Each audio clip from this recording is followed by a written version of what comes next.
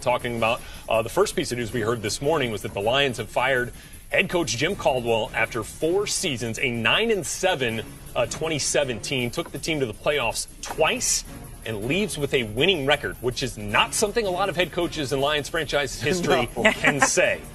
So it was certainly an admirable job done by Jim Caldwell. I mean, he finished his 9-7, had the one down year after the 11-5 start. And, boy, this is a tough break for Caldwell, who did some pretty good things there in Detroit, Ian. Yeah, it is a tough break for Caldwell, and one thing that has been very clear, this is a man who is a good man, who has the respect of his players, respect of the administration, just did not think that he was the right man to lead this organization into what they think is the next level here. They have a really strong talent base, a lot of good players. They have a franchise quarterback, something that any organization would want. This is going to be a coveted job.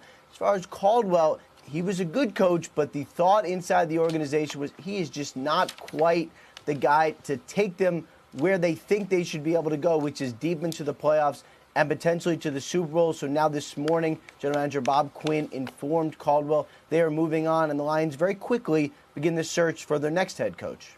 And do you have an idea of where some of those names and what some of those early names might be for the Lions?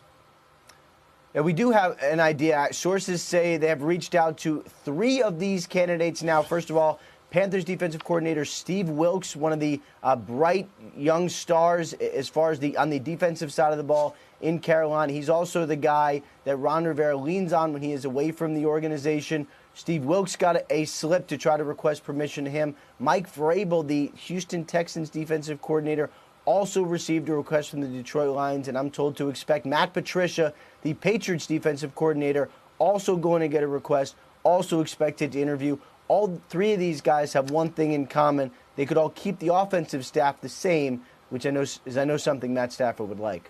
Well, that's interesting. All right, so maybe a defensive-minded head coach and keep the offensive staff there to help Matthew Stafford.